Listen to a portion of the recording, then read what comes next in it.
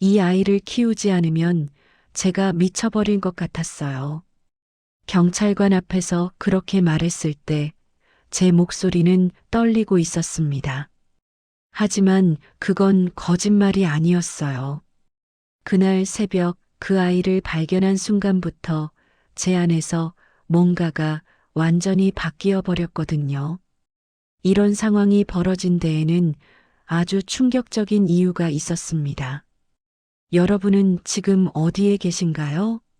몇 살이고 뭘 하면서 이 이야기를 듣고 계신지 댓글로 남겨주세요. 아마 여러분 중 누구도 제가 겪은 일과 똑같은 상황을 마주한 적은 없을 거예요. 하지만 어쩌면 이 이야기를 듣고 나면 여러분도 무언가를 느끼실 수 있을지 모르겠습니다. 그날은 10월 말이었습니다. 태풍이 북상한다는 뉴스가 이틀 전부터 나왔고 울산 앞바다는 온통 회색빛이었어요. 저는 그때 방어진항 근처에 있는 작은 수산물 가게에서 일하고 있었습니다. 새벽 4시면 일어나서 시장으로 가고 하루 종일 생선 냄새를 맡으며 사는 게 제 일상이었죠. 그날도 평소처럼 새벽 3시 반에 알람이 울렸습니다. 창문을 두드리는 빗소리가 어찌나 거센지 처음엔 알람 소리가 들리지도 않았어요. 밖을 내다보니 가로등이 심하게 흔들리고 있었고 바람 소리가 짐승이 우는 것처럼 들렸습니다. 이런 날은 배가 들어오지 않으니 시장에 갈 필요도 없었지만 저는 그냥 집에 있기가 싫었어요. 혼자 사는 원룸은 너무 조용했거든요. 특히 이런 날이면 더 그랬습니다. 벽에 금이 가 있는 것도 보이고 싱크대 수도꼭지에서 물이 뚝뚝 떨어지는 소리도 유독 크게 들렸어요.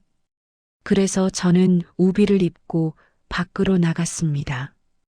어차피 잠도 안 오는데 바닷가라도 걸으면 머리가 좀 맑아질 것 같았거든요. 방파제까지 걸어가는 동안 비는 점점 더 세게 내렸습니다. 우비 안으로 빗물이 스며들었고 신발은 이미 흠뻑 젖어 있었어요. 파도 소리가 귀를 먹먹하게 만들었습니다. 검은 바다는 마치 살아있는 것처럼 꿈틀거렸고 하얀 거품을 토해냈어요. 저는 그 앞에 서서 한참을 바다를 바라봤습니다. 그때였어요. 파도 소리 사이로 뭔가 다른 소리가 들렸습니다. 처음엔 바람 소리인 줄 알았어요. 하지만 귀를 기울이자 그게 울음소리라는 걸 알 수 있었습니다. 아기 우는 소리였어요. 저는 주변을 둘러봤습니다. 이 새벽에, 이 태풍 속에 누가 아기를 데리고 나와 있을 리 없었죠. 하지만 울음소리는 분명했어요. 저는 방파제를 따라 천천히 걸었습니다. 소리는 점점 가까워졌고 방파제 끝자락 쪽에서 들려오고 있었어요. 그리고 그곳에서 저는 그 아이를 발견했습니다. 플라스틱 상자였어요. 마트에서 파는 그런 빨간색 수납 상자. 그 안에 아이가 누워 있었습니다. 상자 뚜껑이 반쯤 열려 있었고 아이는 온몸이 젖은 채로 울고 있었어요. 목청껏 울부짖는 게 아니라 힘이 다 빠진 것처럼 가늘게 울고 있었습니다. 저는 그 순간 심장이 멈추는 것 같았어요. 손이 먼저 움직였습니다. 상자를 집어들고 아이를 꺼냈죠. 아이는 너무 작았어요. 제 두 팔에 겨우 들어올 정도였습니다. 몸은 차갑고 온몸이 떨리고 있었어요. 젖은 천에 쌓여 있었는데 그게 원래 담요였는지 옷이었는지도 알 수 없을 정도로 낡아 있었습니다. 저는 우비를 벗어서 아이를 감싸 안았어요. 그리고 상자 안을 다시 봤습니다. 거기엔 아무것도 없었어요. 쪽지도 없고 기저귀도 없고 분유도 없었습니다. 그저 낡은 손목 시계 하나가 상자 바닥에 굴러다니고 있었어요. 유리가 깨진 시계였습니다. 시침과 분침은 새벽 2시 17분을 가리킨 채 멈춰 있었어요.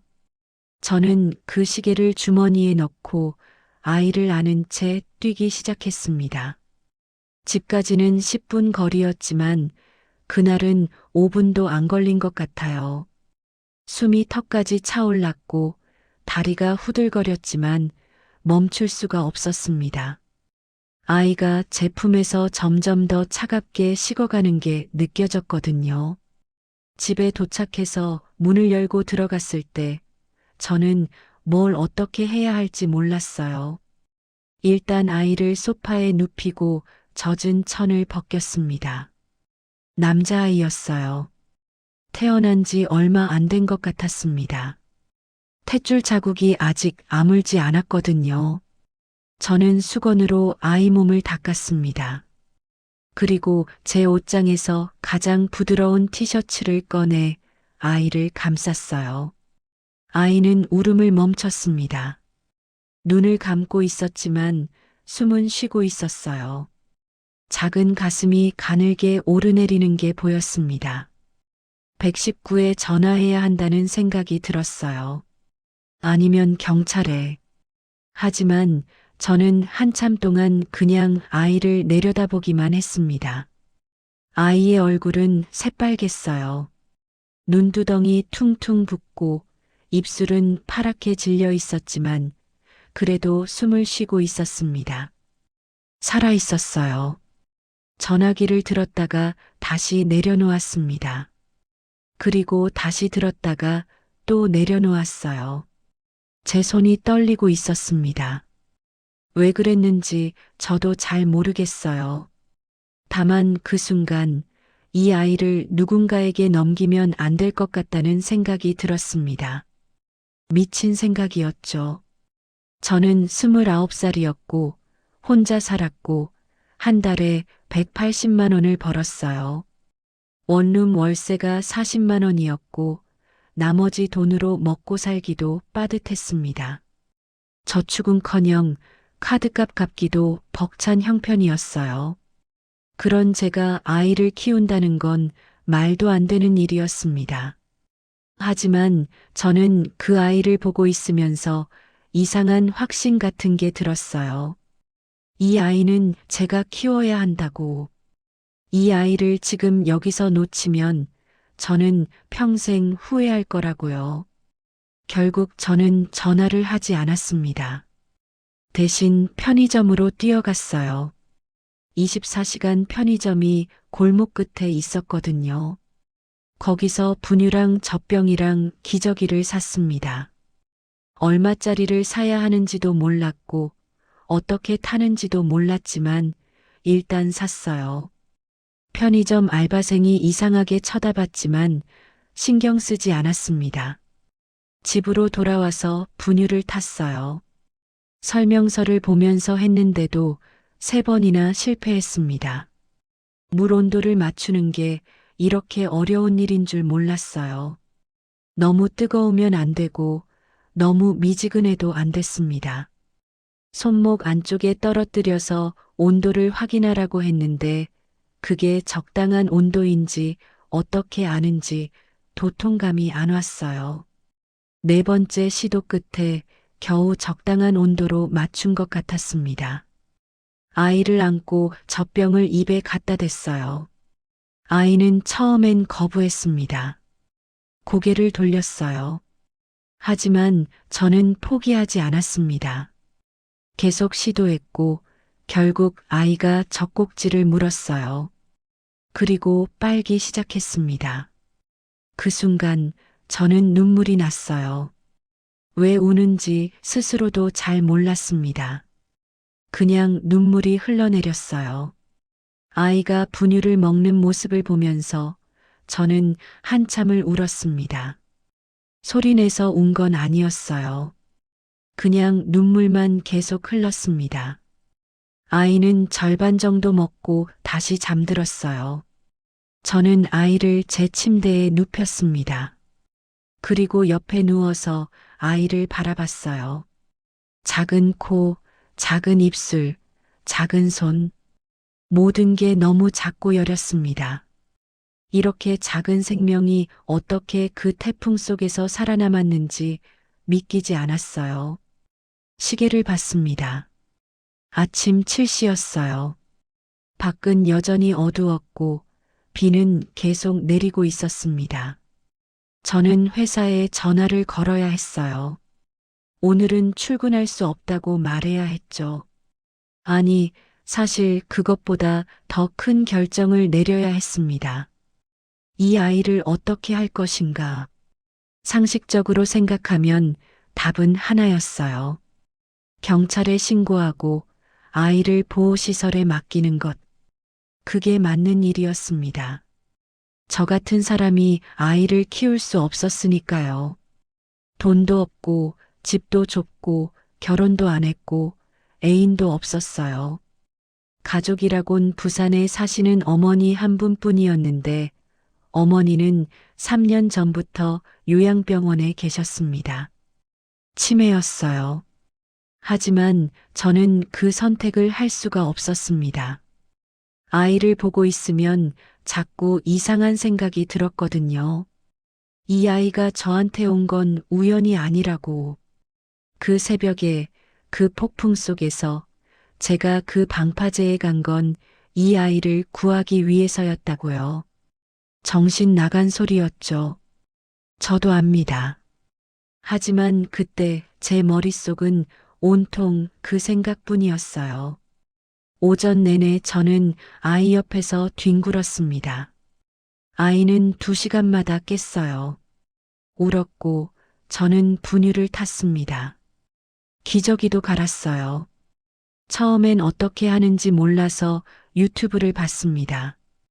영상을 보면서 따라했는데 생각보다 어려웠어요. 기저귀 테이프를 너무 세게 붙였다가 아이가 울어서 다시 풀었고 너무 느슨하게 했다가 셀까봐 다시 조였습니다. 점심때쯤 되자 핸드폰이 울렸어요. 회사 사장님이었습니다. 전화를 받았더니 왜 출근 안 하냐고 물으셨어요. 저는 몸이 안 좋다고 거짓말을 했습니다. 사장님은 투덜거리시다가 끊으셨어요. 내일은 꼭 나오라고 하시면서요. 하지만 저는 내일도 나갈 수 없을 것 같았어요. 이 아이를 두고 갈 수가 없었거든요. 오후가 되자 비가 그쳤습니다. 창문을 열었더니 차가운 바람이 들어왔어요. 하늘은 여전히 잿빛이었지만 적어도 폭풍은 지나간 것 같았습니다. 저는 아이를 안고 창가에 섰어요. 아이에게 밖을 보여줬습니다. 저기 봐. 비 그쳤어. 아이는 눈도 제대로 못 떴어요. 그냥 제 품에서 가만히 숨만 쉬고 있었습니다. 하지만 저는 계속 말을 걸었어요. 너 이름이 뭐야? 누가 이름을 지어줬을까? 대답은 없었습니다. 당연히 없었죠. 저는 아이 얼굴을 들여다봤어요. 그리고 문득 생각했습니다. 이 아이한테 이름을 지어줘야겠다고. 주머니에서 그 시계를 꺼냈어요. 깨진 시계. 2시 17분에 멈춰 있는 시계. 이게 유일한 단서였습니다. 이 아이를 버린 사람이 남긴 유일한 흔적이에요. 저는 시계를 한참 들여다봤습니다. 그리고 결정했어요. 너 이름 시우야. 시계의 시, 우주의 우. 시우. 말도 안 되는 장명이었죠. 아무 의미도 없었어요. 그냥 그 순간 떠오른 이름이었습니다. 하지만 입 밖으로 내뱉는 순간 그 이름이 딱 맞는 것 같았어요.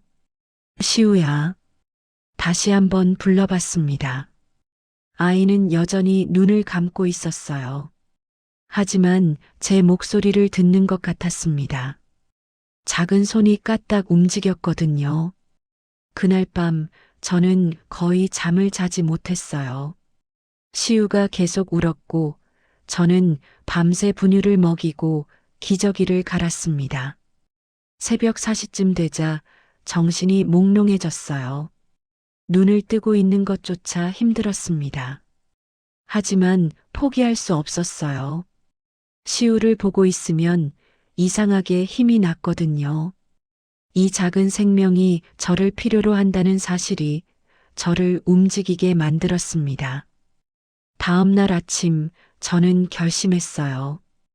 회사에 사직서를 내기로요. 그리고 시우를 제대로 키우기로요.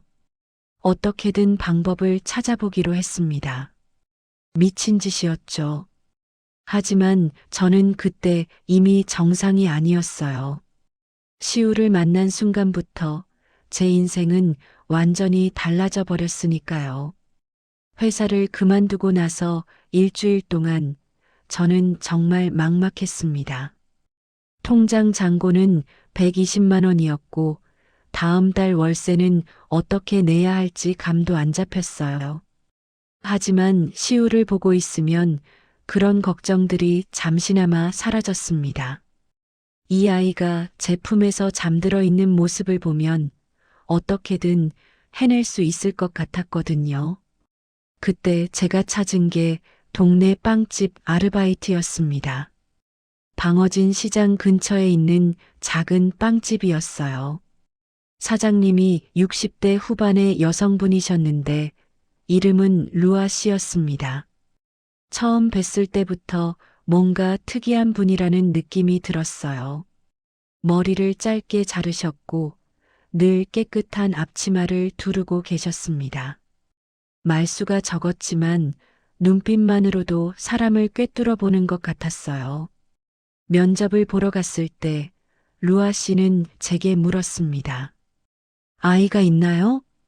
저는 당황했어요. 어떻게 아셨는지 몰랐거든요. 하지만 거짓말을 할 수가 없었습니다. 네, 있습니다. 몇 살이죠? 이제 2달 됐습니다. 루아 씨는 고개를 끄덕이셨어요. 더 이상 묻지 않으셨습니다. 그리고 이렇게 말씀하셨죠. 아이 데리고 출근해도 괜찮아요. 뒤에 작은 방이 있으니까 거기 눕혀두세요. 저는 그 말을 듣고 눈물이 날 뻔했어요. 하지만 꾹 참았습니다. 그냥 고개를 숙이고 감사하다고 말했어요. 그렇게 저는 빵집에서 일하기 시작했습니다. 새벽 5시에 출근해서 오후 2시까지 일했어요. 빵 굽는 일은 루아 씨가 하셨고, 저는 진열하고 손님 응대하고 청소하는 일을 맡았습니다. 시급은 9천 원이었지만 시우를 데리고 일할 수 있다는 게 얼마나 고마운지 몰랐어요. 시우는 빵집 뒤편 작은 방에서 대부분의 시간을 보냈습니다. 저는 일하는 중간중간 들어가서 분유를 먹이고 기저귀를 갈았어요. 루아 씨는 그럴 때마다 아무 말 없이 제 일을 대신 봐주셨습니다. 시우는 조용한 아이였어요. 다른 아기들처럼 밤낮 없이 우는 법이 없었습니다. 배고플 때, 기저귀가 젖었을 때만 울었어요.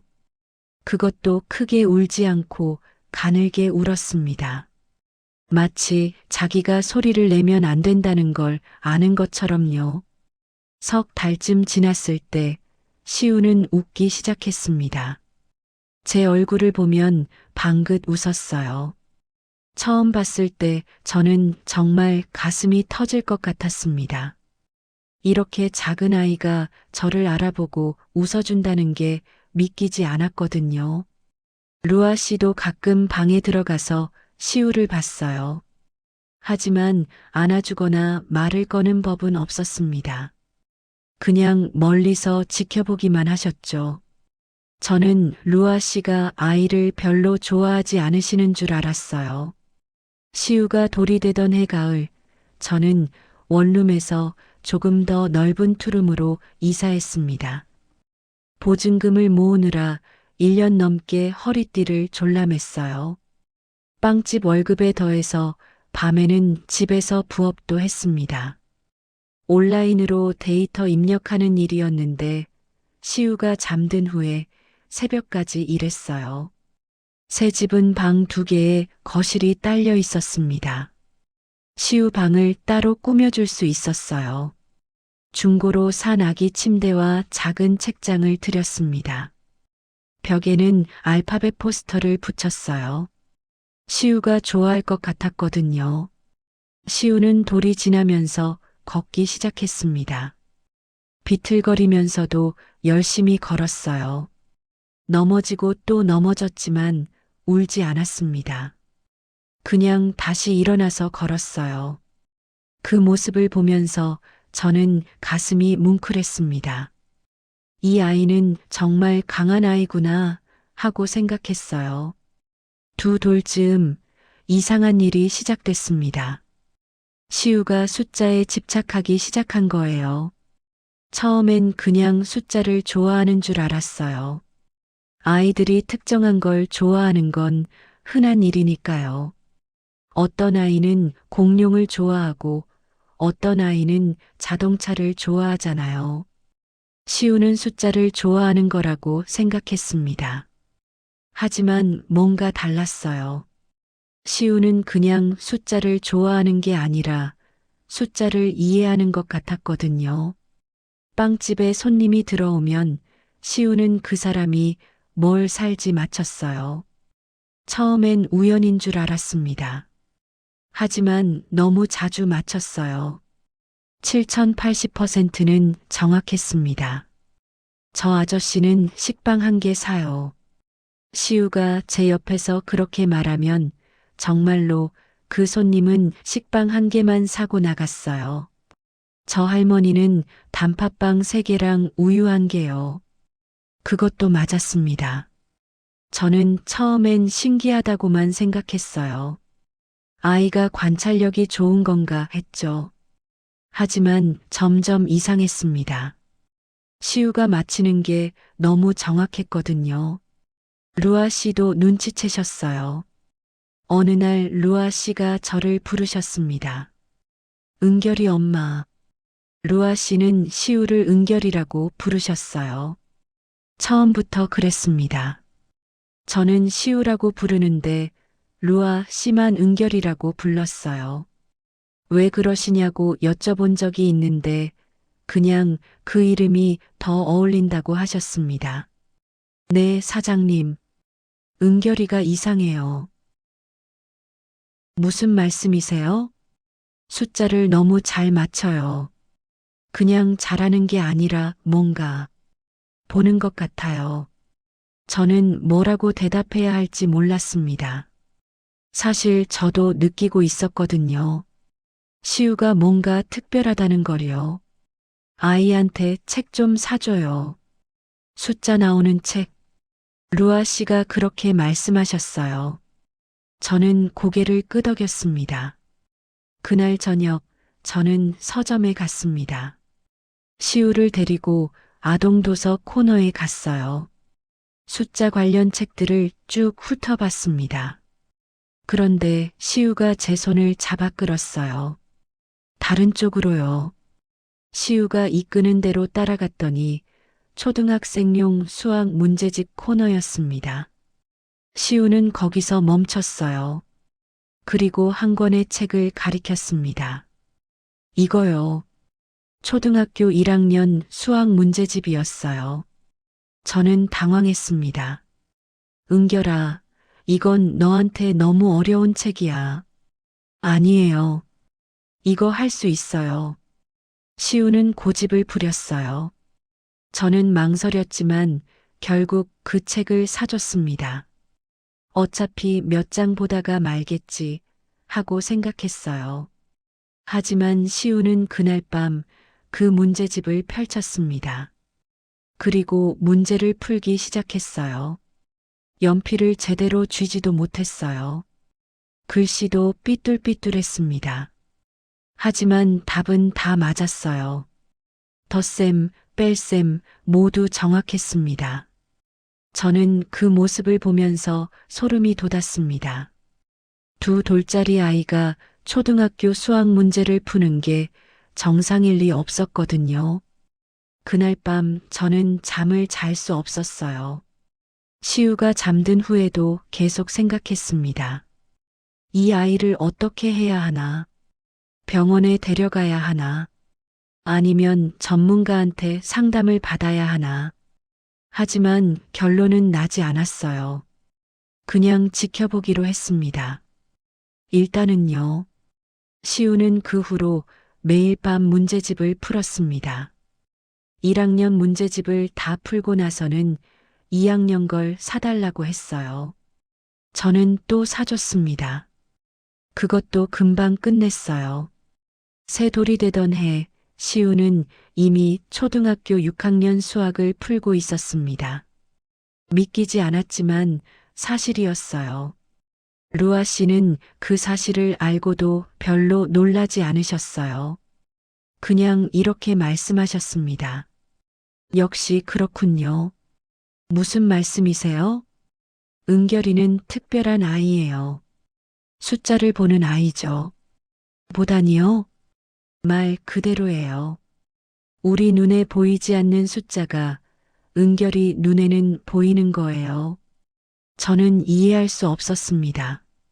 하지만 루아 씨는 더 이상 설명하지 않으셨어요. 대신 다음 날 루아 씨는 시우에게 책을 건네셨습니다. 두꺼운 책이었어요. 제목은 수의 역사였습니다. 은결아, 이거 읽어봐.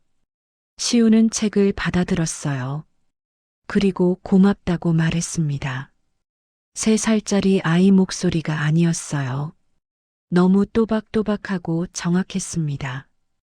그날부터 루아 씨는 자주 시우에게 책을 건네주셨습니다. 수학책, 과학책, 역사책. 시우는 그 모든 책을 읽었어요. 그것도 한 번 읽으면 다 기억했습니다. 저는 점점 불안해졌어요. 이게 정상이 아니라는 걸 알았거든요. 하지만 어떻게 해야 할지 몰랐습니다. 시우를 병원에 데려가면 뭐라고 할까요? 우리 아이가 천재인 것 같다고 말해야 하나요?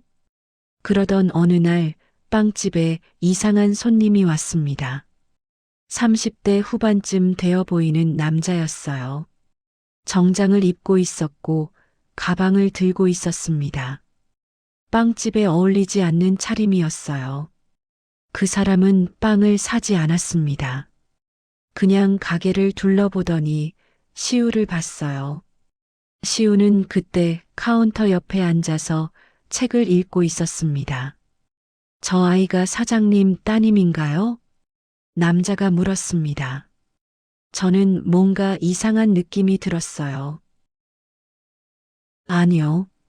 그럼 누구 아이죠? 제 아이입니다. 남자는 고개를 끄덕였어요. 그리고 명함을 꺼냈습니다.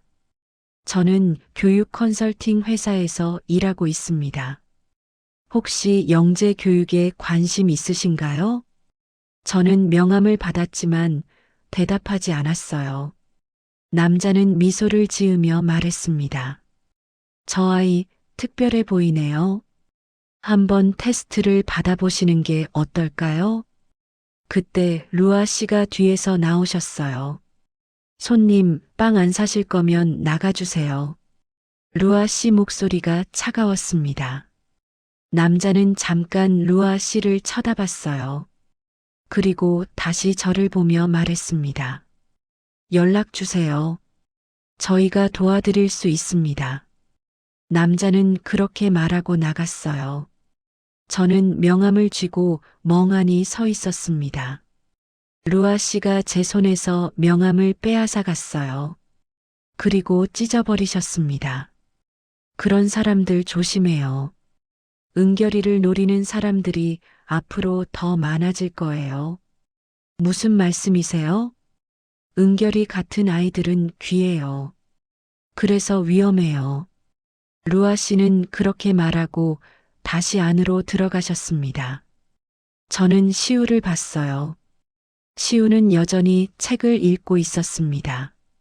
아무 일도 없었다는 듯이요.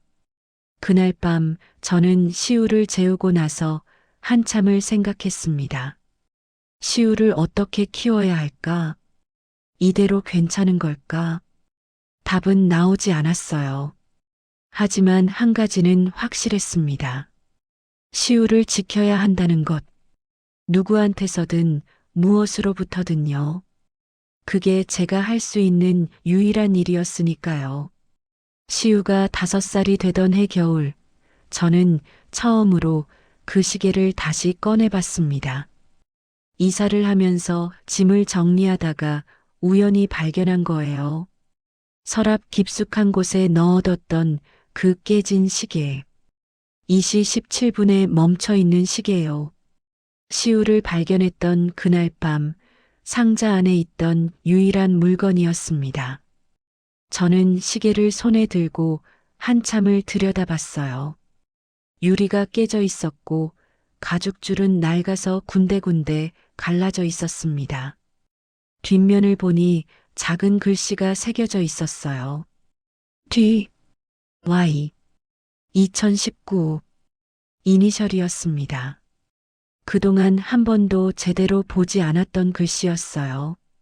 저는 그 글씨를 손가락으로 쓰다듬었습니다. 이게 대체 누구 시계였을까? 시우를 버린 사람의 시계였을까? 아니면 다른 누군가의 것이었을까? 답을 알 수 없었습니다. 하지만 이상하게도 그날따라 그 시계가 자꾸 신경 쓰였어요. 다음날 빵집에 출근했을 때 저는 시계를 주머니에 넣고 갔습니다. 왜 그랬는지 모르겠어요. 그냥 가지고 있고 싶었거든요. 오전 10시쯤 한 남자가 빵집에 들어왔습니다. 30대 중반쯤 돼 보이는 남자였어요. 키가 크고 깔끔한 인상이었습니다. 회색 코트를 입고 있었고 머리를 단정하게 넘겼어요. 처음 보는 얼굴이었습니다. 남자는 카운터로 다가왔어요. 빵을 고르는 게 아니라 저를 보는 것 같았습니다. 어서 오세요. 저는 습관적으로 인사했어요. 남자는 잠시 망설이더니 입을 열었습니다. 혹시 5년 전에 이 근처에서 아기를 발견하신 적 있으신가요? 저는 심장이 멎는 줄 알았어요. 손에 들고 있던 집게를 떨어뜨릴 뻔했습니다. 무슨 말씀이세요? 방파제 근처에서요. 폭풍이 치던 날이었습니다. 상자 안에 담겨 있었던 아기요. 남자의 목소리는 떨리고 있었어요. 저는 한 발 뒤로 물러났습니다. 누구세요? 제 이름은 도윤입니다. 저는 그 아이를 찾고 있습니다. 도윤, D, Y. 저는 주머니 속 시계를 만졌어요. 손이 떨렸습니다. 왜요? 왜 지금 찾는 거죠? 5년 동안 찾았습니다. 경찰에도 신고했고 사설탐정도 고용했어요. CCTV를 뒤졌고 병원 기록도 다 확인했습니다. 하지만 아무 단서도 없었어요. 그러다가 최근에 한 가지 제보를 받았습니다. 무슨 제보요? 5년 전 그날 방파제 근처에서 상자를 든 여자를 봤다는 사람이 있었어요. 새벽 5시쯤이었다고 합니다. 저였습니다. 제가 시우를 안고 뛰어가던 모습을 누군가 본 거예요. 그게 저랑 무슨 상관이죠? 제보자가 그 여자가 이 빵집에서 일한다고 했습니다. 저는 입술을 깨물었어요. 뭐라고 대답해야 할지 몰랐습니다. 그때 뒤에서 목소리가 들렸어요. 아빠, 시우였습니다. 시우가 카운터 뒤에서 나오고 있었어요. 책을 손에 든 채로요. 도윤은 시우를 봤습니다. 그리고 얼어붙었어요. 시우도 도윤을 쳐다봤습니다. 두 사람은 그렇게 한참을 서로를 바라봤어요. 저는 그 순간 이상한 걸 느꼈습니다. 두 사람의 얼굴이 닮아 있었거든요. 눈매가 비슷했어요. 코 모양도요. 아니에요. 제 아빠 아니에요. 시우가 작게 말했습니다. 그리고 제 뒤로 숨었어요. 도윤은 한 발 다가왔습니다. 저는 본능적으로 시우를 가로막았어요. 가까이 오지 마세요. 제 아들입니다. 그 아이가 제 아들이에요. 도윤의 목소리가 떨렸습니다. 눈에 눈물이 고여 있었어요. 증거가 있어요? 있습니다. DNA 검사를 하면 돼요. 그리고 도윤은 주머니에서 뭔가를 꺼냈습니다. 사진이었어요. 아기 사진이었습니다. 이게 우리 아들 사진입니다.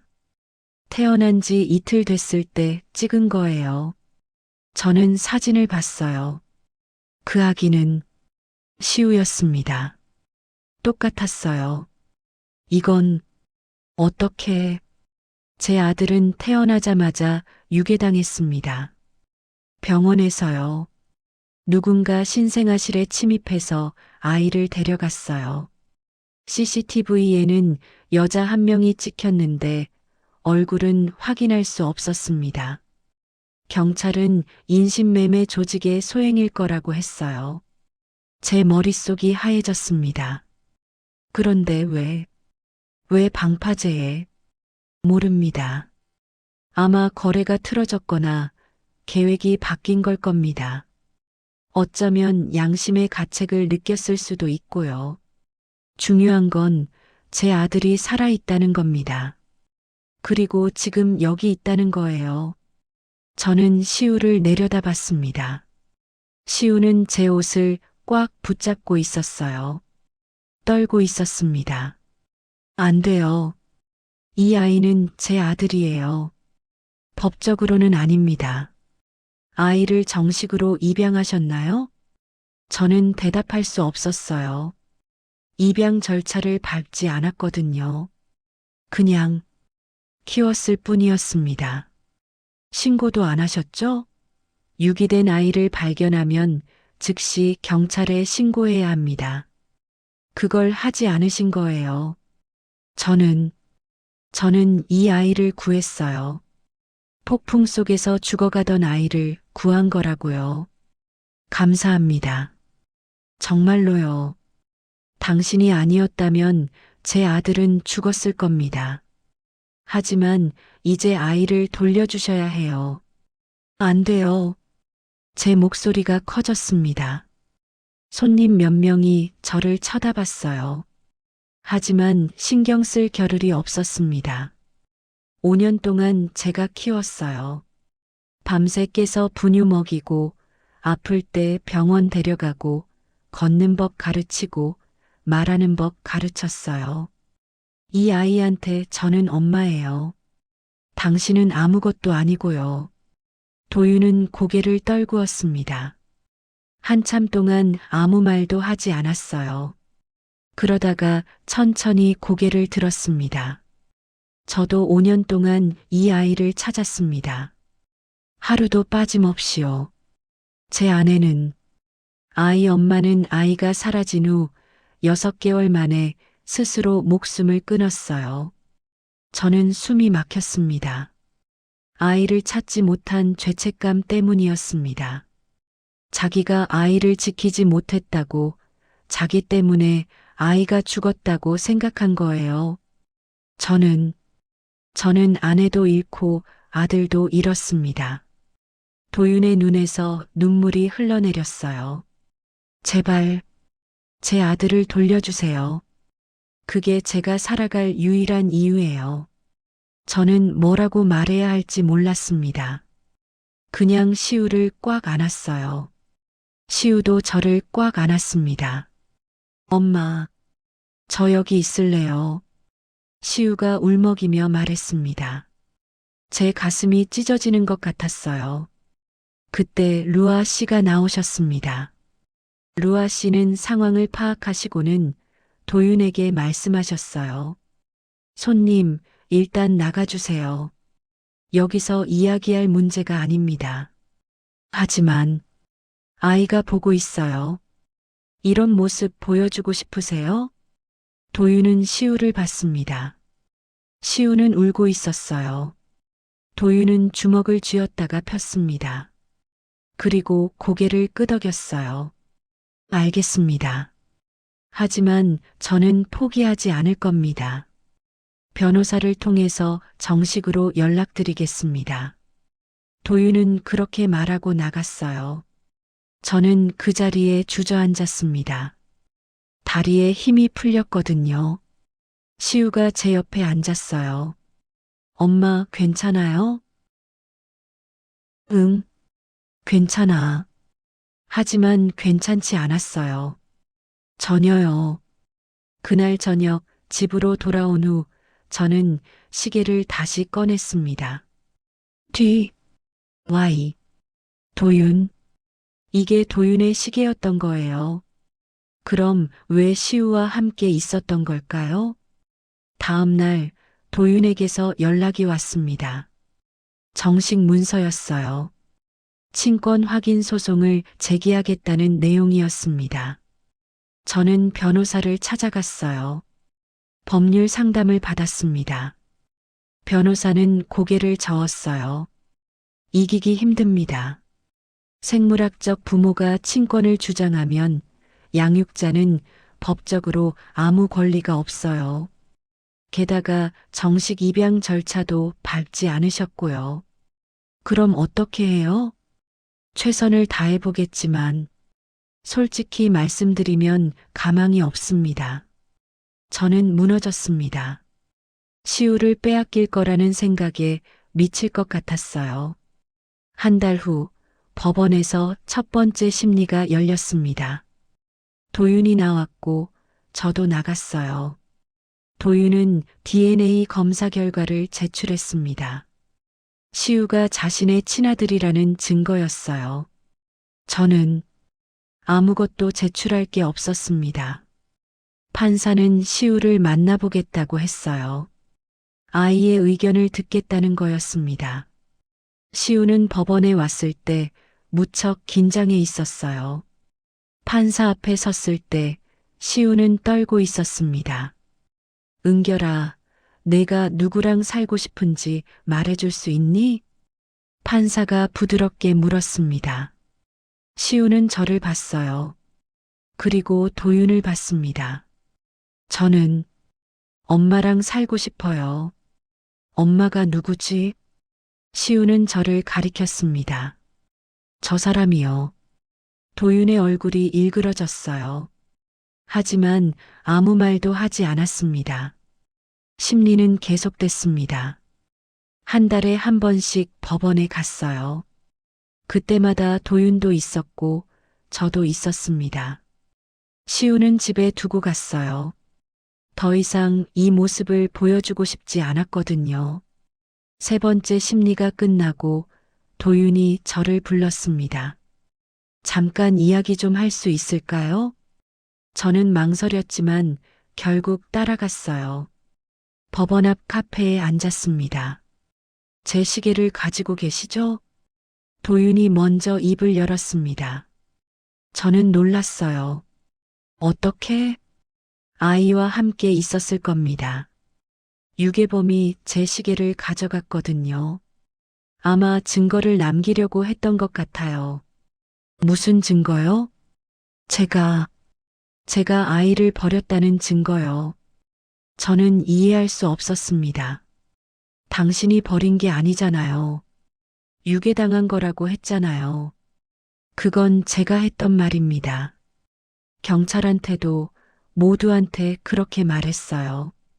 하지만 도윤은 고개를 떨구었습니다. 진실은 조금 다릅니다. 그리고 도윤은 이야기를 시작했습니다. 5년 전 도윤의 아내는 아이를 낳았습니다. 하지만 아이에게 선천적 장애가 있었어요. 심장에 문제가 있었고 의사는 오래 살지 못할 거라고 했습니다. 도윤의 아내는 절망했어요. 아이를 안고 매일 울었습니다. 도윤도 마찬가지였고요. 그러던 어느 날 누군가 도윤에게 접근했습니다. 중개인이었어요.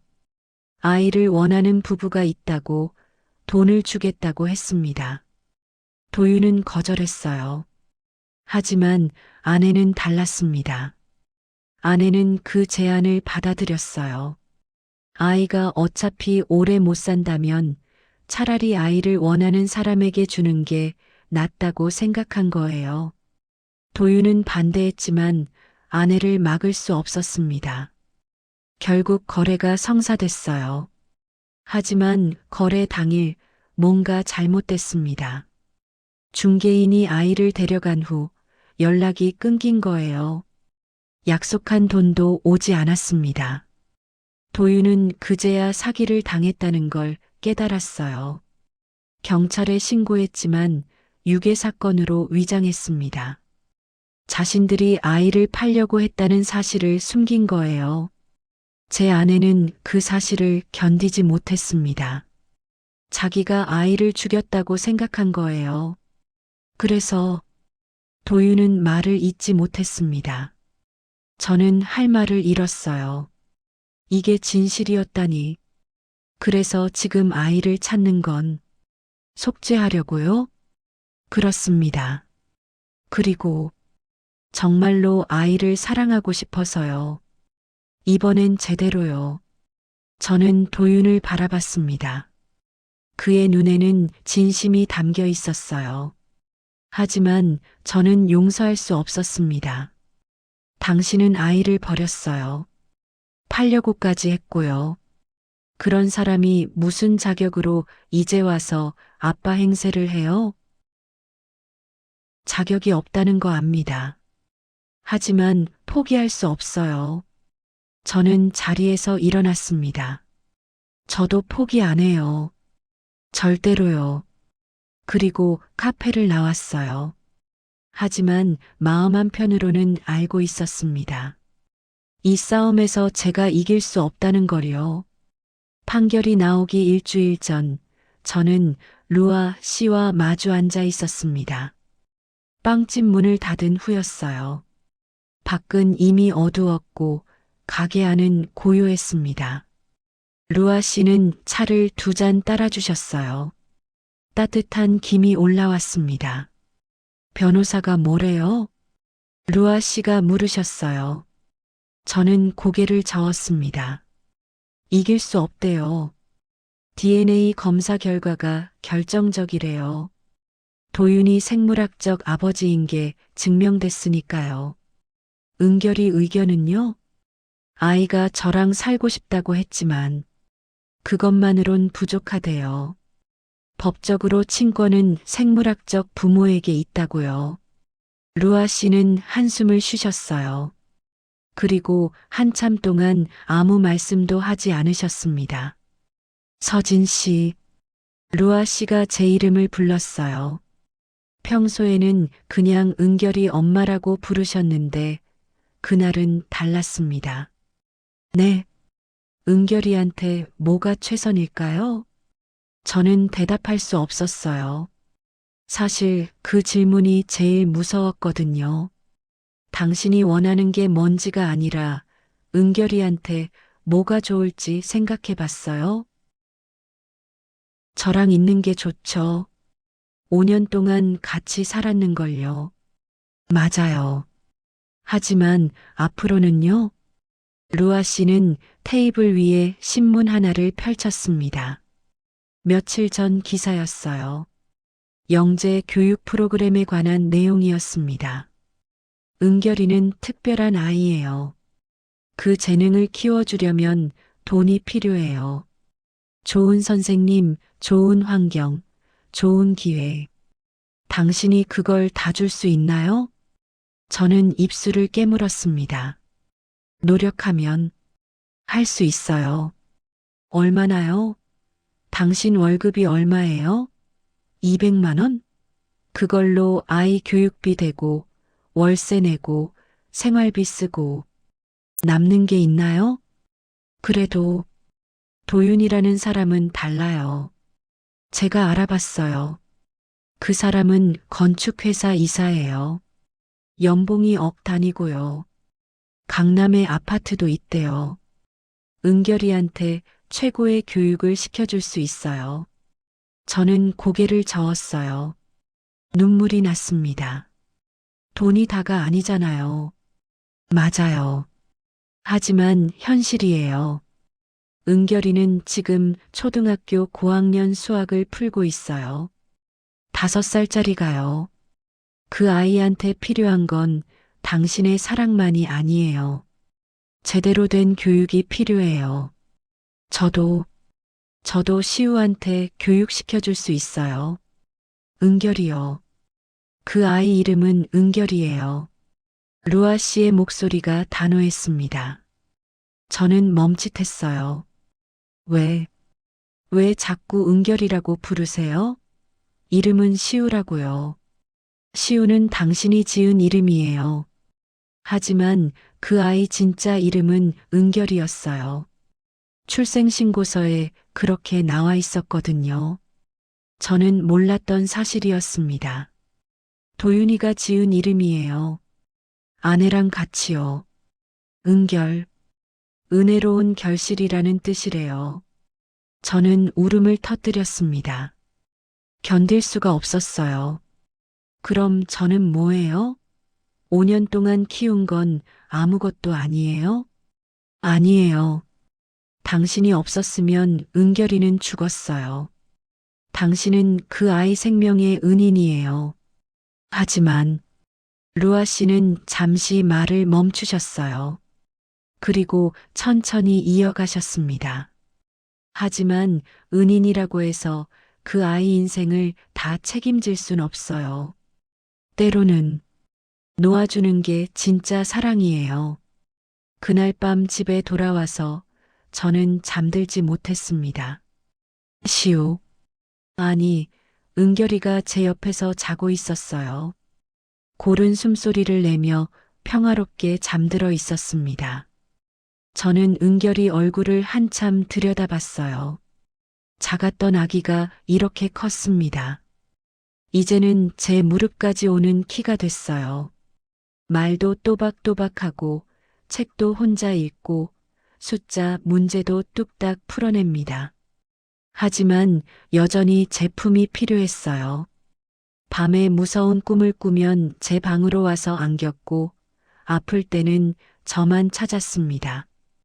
저는 이 아이 엄마였어요. 하지만 정말로 제가 엄마였을까요? 다음 날 아침 저는 결정을 내렸습니다. 변호사에게 전화를 걸었어요. 소송 취하할게요. 네, 무슨 말씀이세요? 더 이상 다투지 않겠어요. 은결이를 도윤 씨한테 보낼게요. 전화 너머로 변호사가 놀란 목소리로 물었습니다. 왜요? 아직 판결 안 났잖아요. 마지막까지 해봐야죠. 소용없어요. 이길 수 없다는 거 알잖아요. 그리고 이게 맞는 것 같아요. 은결이한테요. 전화를 끊고 나서 저는 한참을 멍하니 앉아 있었습니다. 판결일 일주일 전 저는 도윤에게 연락을 했어요. 만나자고요. 도윤은 놀란 것 같았습니다. 하지만 흔쾌히 응했어요. 우리는 조용한 카페에서 만났습니다. 소송 취하했어요. 제가 먼저 말을 꺼냈습니다. 도윤은 눈을 크게 떴어요. 정말이에요? 네. 은결이를 데려가세요. 도윤은 한참 동안 저를 바라봤습니다. 그리고 조심스럽게 물었어요. 왜요? 왜 갑자기? 갑자기가 아니에요. 생각 많이 했어요. 은결이한테 뭐가 최선일지요. 감사합니다. 감사하지 마세요. 저는 당신한테 은결이를 주는 게 아니에요. 은결이를 위해서 하는 거예요. 저는 가방에서 종이 한 장을 꺼냈습니다. 제가 직접 쓴 편지였어요. 이건 은결이한테 꼭 전해주세요. 나중에 아이가 다 이해할 수 있을 때요. 도윤은 편지를 받았습니다. 그리고 부탁이 있어요. 말씀하세요. 은결이 교육 잘 시켜주세요. 그 아이는 특별해요. 숫자를 보는 재능이 있어요. 그걸 키워주세요. 물론입니다. 그리고 사랑해주세요. 진심으로요. 돈 때문이 아니라 정말로 아이를 사랑해주세요. 도윤의 눈에 눈물이 맺혔어요. 약속합니다. 제 목숨보다 더 사랑하겠습니다. 저는 고개를 끄덕였어요. 더 이상 할 말이 없었습니다. 은결이한테 말하는 게 제일 어려웠어요. 그날 밤 저는 은결이를 무릎에 앉혔습니다. 은결이는 제 얼굴을 올려다봤어요. 은결아, 네 엄마. 엄마가 은결이한테 할 말이 있어. 뭔데요? 저는 심호흡을 했어요. 그리고 최대한 차분하게 말했습니다. 은결이가 이제 다른 곳에서 살게 될 거야. 은결이는 눈을 깜빡였어요. 어디요? 저번에 왔던 아저씨 집이야. 도윤 아저씨. 싫어요. 은결아, 들어봐. 그 아저씨가 은결이 진짜 아빠야. 아니에요. 엄마가 제 진짜 엄마예요. 맞아. 엄마는 은결이 엄마야. 그리고 앞으로도 계속 엄마일 거야. 하지만 제 목소리가 떨렸습니다. 하지만 은결이는 그 아저씨랑 살아야 해. 거기가 은결이한테 더 좋거든. 왜요? 여기가 좋은데요. 은결이는 특별한 아이야. 숫자를 정말 잘하잖아. 그런 은결이한테는 더 좋은 선생님이 필요해. 더 좋은 학교도 가야 하고, 엄마는 그걸 다 해줄 수가 없어. 은결이는 고개를 저었어요. 필요 없어요. 저는 여기 있을래요. 은결아, 엄마가 싫어졌어요? 제가 뭘 잘못했어요? 아니야. 은결이는 아무것도 잘못 안 했어. 엄마가 부족한 거야. 저는 은결이를 꽉 안았어요. 은결이도 저를 안았습니다. 둘 다 울었어요. 일주일 후 도윤이 은결이를 데리러 왔습니다. 저는 은결이 짐을 다 챙겨뒀어요. 옷가지, 책, 장난감. 별로 많지 않았습니다. 은결이는 원래 물건이 많지 않았거든요. 도윤은 현관 앞에 섰어요. 차분한 표정이었지만 손이 떨리고 있었습니다. 준비됐어요? 저는 고개를 끄덕였어요. 은결이를 불렀습니다. 은결아, 나와. 은결이는 방에서 나왔어요. 작은 가방을 메고 있었습니다. 얼굴이 창백했어요. 인사해. 아빠한테. 은결이는 도윤을 쳐다봤습니다. 한참 동안요. 그리고 작게 말했어요. 안녕하세요.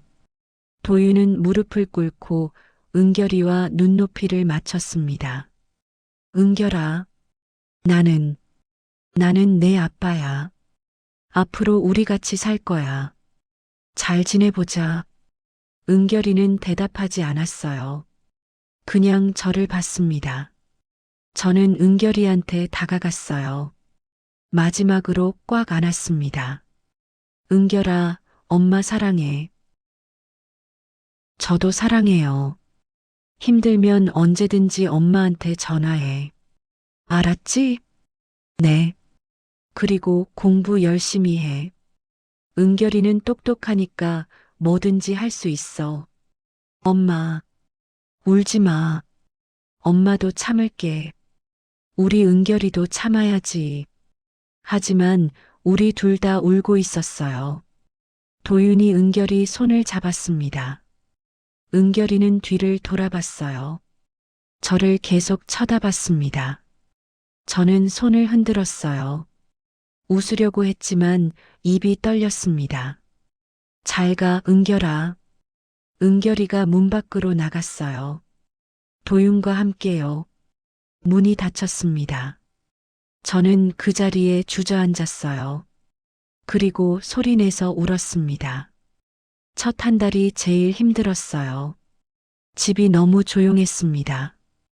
은결이 목소리가 들리지 않았고 은결이 웃음소리도 없었어요. 은결이 방은 그대로 둔 채였습니다. 정리할 수가 없었거든요. 도윤은 일주일에 한 번씩 사진을 보내줬어요.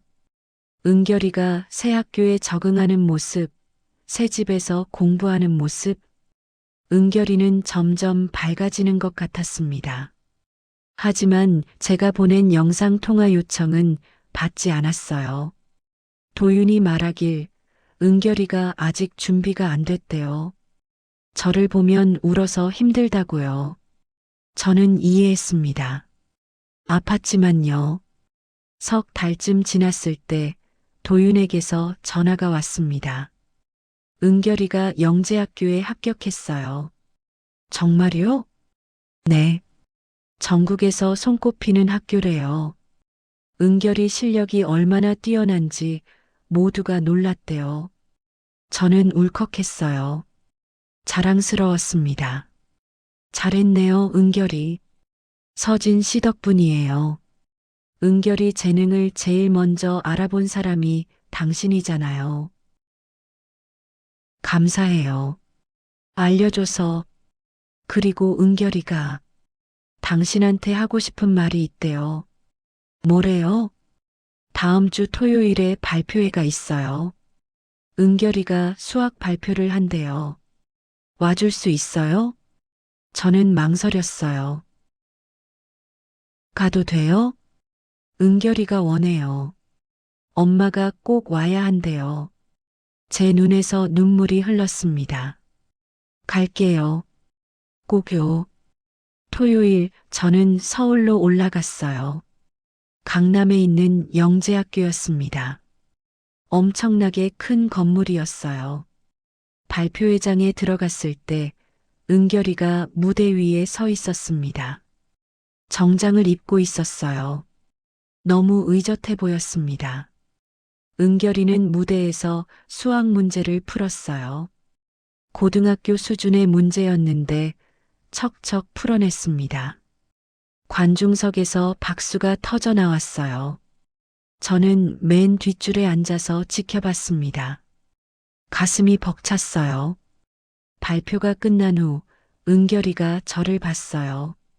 우리 눈이 마주쳤습니다. 은결이는 무대에서 내려와 제게 뛰어왔어요. 저는 은결이를 안았습니다. 엄마, 은결아, 정말 잘했어. 너무 자랑스러워. 엄마가 봐줘서 더 잘할 수 있었어요. 저는 은결이를 꽉 안았어요. 보고 싶었습니다. 너무나요. 엄마, 저 여기서 행복해요. 친구들도 좋고 공부도 재밌어요. 그래, 다행이다. 그런데요. 은결이가 제 얼굴을 올려다봤어요. 엄마는 제 진짜 엄마예요. 아빠가 친아빠래도 엄마는 제 엄마예요. 저는 울음을 참을 수 없었어요.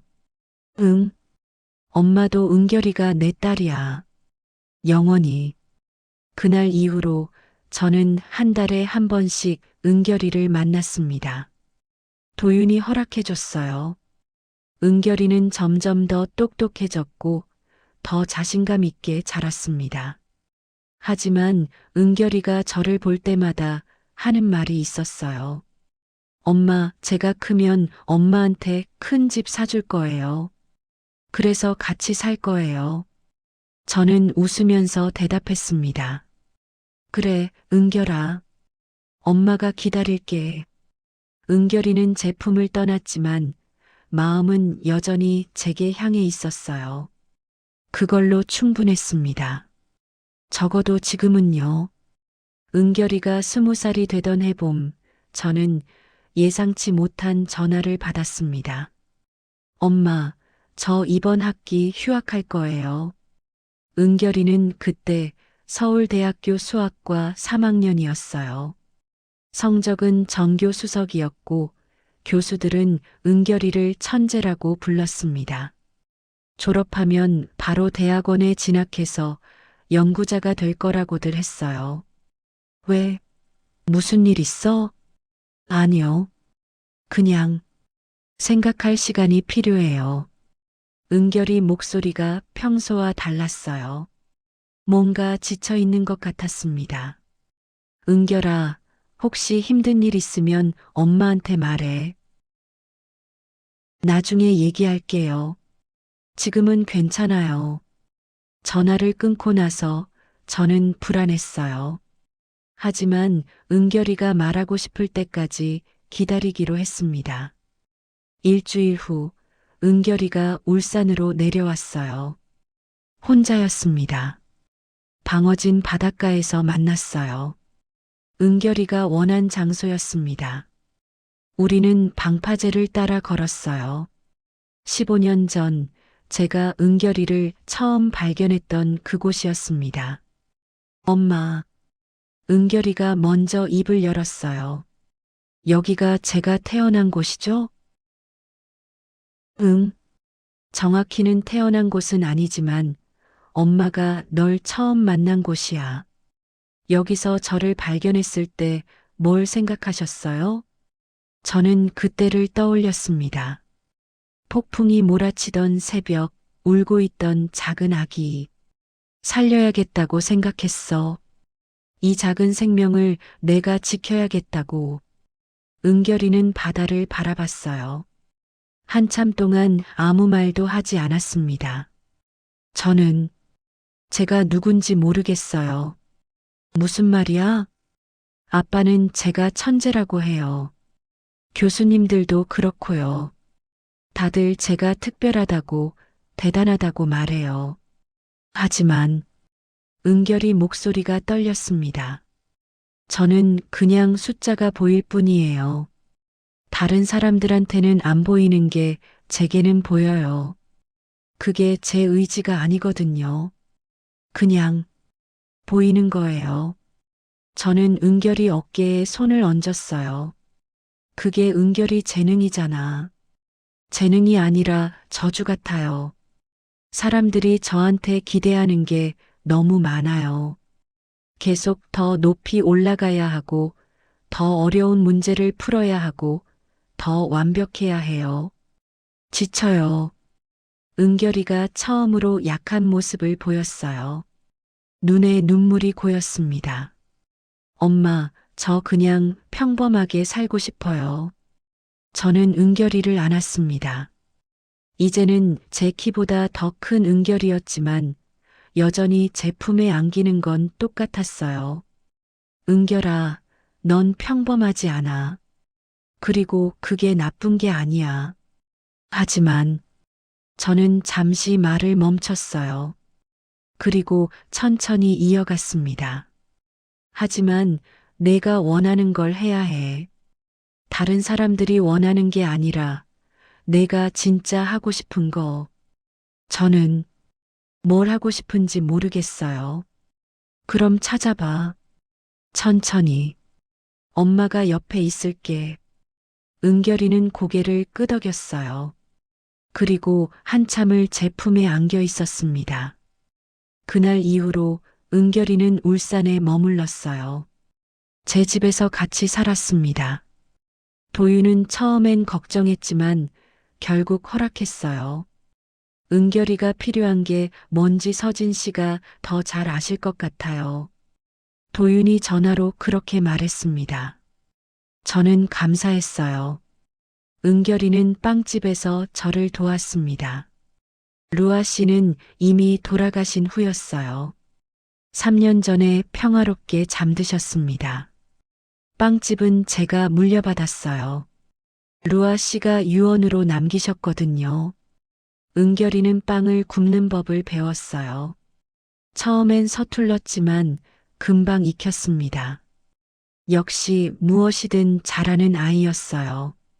엄마, 빵집 장부 봐도 돼요? 어느 날 은결이가 물었습니다. 저는 장부를 건네줬어요. 은결이는 장부를 훑어봤어요. 그리고 몇 가지를 지적했습니다. 재고 관리가 비효율적이에요. 밀가루 주문 주기를 바꾸면 10% 정도 비용을 줄일 수 있어요.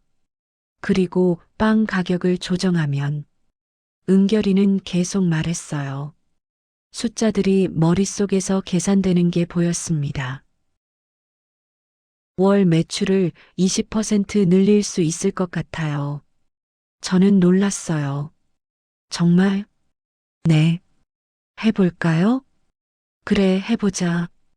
은결이의 계산은 정확했어요. 석 달 만에 빵집 매출이 실제로 올랐습니다. 단골 손님들도 늘었고 새로운 메뉴도 개발했어요. 은결아, 너 경영학도 잘하네.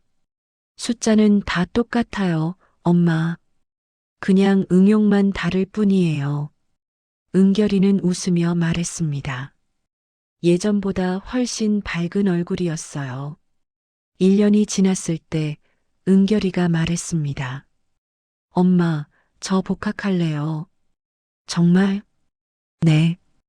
이제 뭘 하고 싶은지 알 것 같아요. 뭔데? 수학을 가르치고 싶어요. 저처럼 숫자를 좋아하는 아이들한테요. 그 아이들이 숫자를 사랑할 수 있게 도와주고 싶어요. 저는 은결이를 바라봤어요. 눈이 반짝이고 있었습니다. 좋은 생각이다, 은결아. 은결이는 서울로 돌아갔어요. 하지만 이번에는 달랐습니다. 자기가 원하는 걸 하러 가는 거였으니까요. 그리고 2년 후 은결이는 졸업했어요. 교육학 석사 과정에 진학했고 영재 교육을 전공했습니다.